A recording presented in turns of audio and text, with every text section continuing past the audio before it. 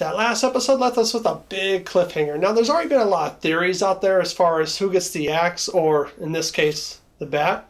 Thank you for checking out Nerd Nation's Walking Dead Negan Kill Theory.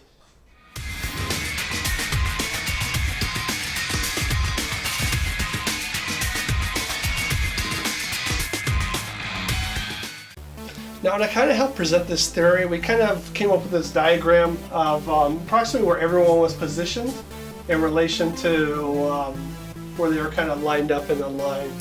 We have Eugene at the end, followed by Carl, Aaron, Sasha, Rick, Maggie, Abraham, Michonne, Daryl, Rosita, and Glenn. All kind of positioned in a row. Now, we couldn't find any specific and concrete evidence as far as where the RV was positioned. This kind of is critical in theory. But we've watched this video over and over, frame by frame, and to the best that we can come up with, the RV came to a stop at approximately between Rick and Sasha is kind of where the end of it came. That kind of comes into play a little bit as well. Now, the most common theory that I found online was that a lot of people think it's Abraham over here with his mustache that's going to get taken out. Now, the big supporting evidence behind that, of course, is Abraham's a big player in the big player, so it's going to have a big, meaningful impact if he gets taken out. He's the biggest of the group, so it would set a big example for them to take out the biggest guy of the group. You know, kind of assert Negan asserting his dominance. But he's also, as you've already looked up online by now, I'm sure he gets killed in the comics by now, so he's kind of playing on House's money. Now, it's not a spoiler because it's already been out there. The episode's been over for at least a month and a half, 2 months now.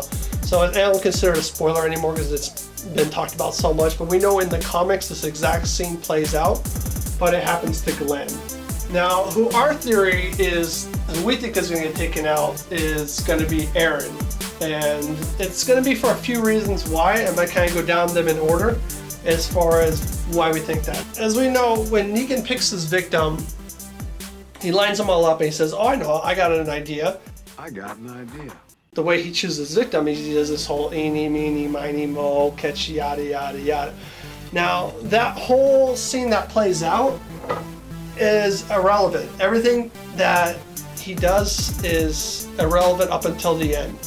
Now, going back to the position real quick, we could see before he strikes them something in the background, a tall, slender tree in the background, followed by, to the right of it, all darkness.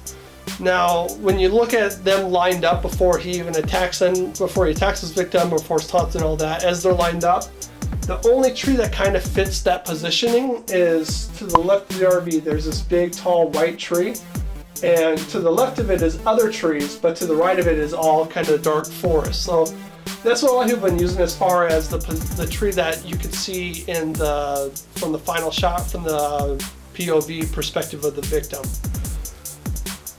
Now, the reason I say that, in our opinion, the whole eeny, meeny, miny, mo thing is kind of irrelevant is because while he does go back and forth to select his victim, it's not really important because he starts off about in the middle and he goes eeny, meeny, miny, mo, yada, yada. But when he gets to the end, before he chooses his final victim, we see a shot from Negan's perspective, pointing in Lucille at all the main characters except for one.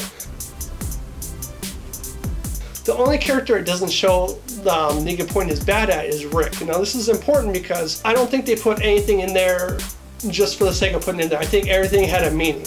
The characters that were selected, the scenes, the shots, and all that. But if you notice, what they did with Rick is they showed a shadow moving across his face to his left as Negan walked to his final victim. Now, I don't think that was by accident. I think that was an intentional shot showing Negan's shadow moving to his victim. So if we look to Rick's left, the only people there is Sasha, Aaron, Carl, and Eugene. So we can kind of rule out everyone over here, which would include Abraham.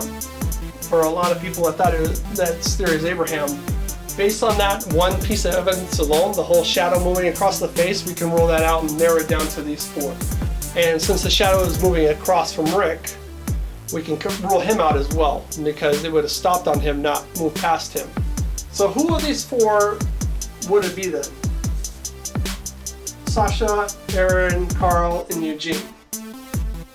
Now the other kind of key piece of evidence is when Negan arrives to his last victim, he gives kind of a little speech, and during that speech, he kind of glances to his left a little ways, glances down to his right, and then glances down to his left. You can breathe, you can blink, you can cry. Now, we believe that that whole back and forth thing was taunting Rick's group, one by one. You Can Breathe was directed at Glenn, who's all the way to his left. Glenn, when he went after Maggie, Glenn was kind of hyperventilating and on the ground, and he was freaking out. So You Can Breathe, we think, was directed at Glenn.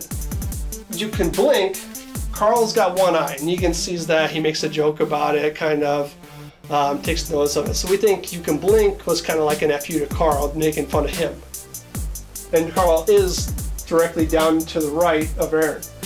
And now You Can Cry, when he looks to the left, well, down to his left is both Rick and Sasha.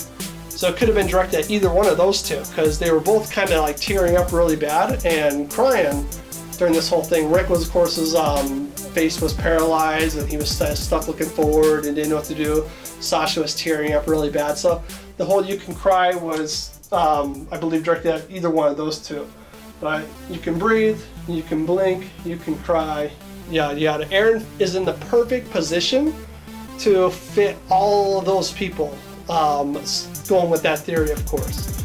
Now the last kind of piece of evidence that we think points towards Aaron is when the victim falls, and this kind of, in my opinion, also disproves Abraham as well. When the victim falls after Negan hits him, you see all blackness to the left and right of Negan, and they look up and it's all just, the ground's lit up a little bit, but it's all black as well.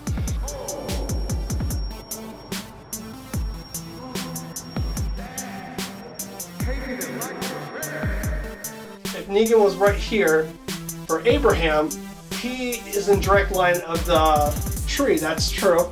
And the size of Abraham, the angle that they have to go up behind him, it would look right over the RV. But as soon as Abraham fell and got back up with the camera, you would have saw the RV. The corner of it, more of it, you would have saw some of the RV. It's so far over from him, you can see 2.5 people over maybe, that there's no way that that camera, that it would have missed the RV entirely.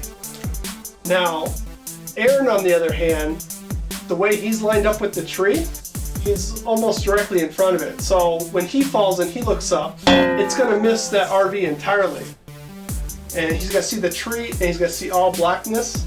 And this is just, maybe even this is even off a little bit. Maybe he's a little bit further over from the RV, but he's still gonna, if Negan's standing directly in front of him and not over here in front of Sasha at an angle, which doesn't make any sense to me. Standing directly in front of Aaron, he's gonna line up almost perfectly with that tree, and the camera's gonna miss the RV entirely as well. Now, that's kind of just our speculation. This is a TV show, of course, so AMC could do the whole, we don't care about camera angles, we don't care about positioning and shadows and trees and all that stuff, and hell, they can make Judith jump out of the last second and take the bat and take it like a champ. Who knows? It's all a TV show, but let us know what your theories are. Who do you think it's taken out? Who do you think we're gonna lose? Why? Give us some of your opinions, and if you don't agree with this theory, tell us why we're wrong. Until next time, keep on walking.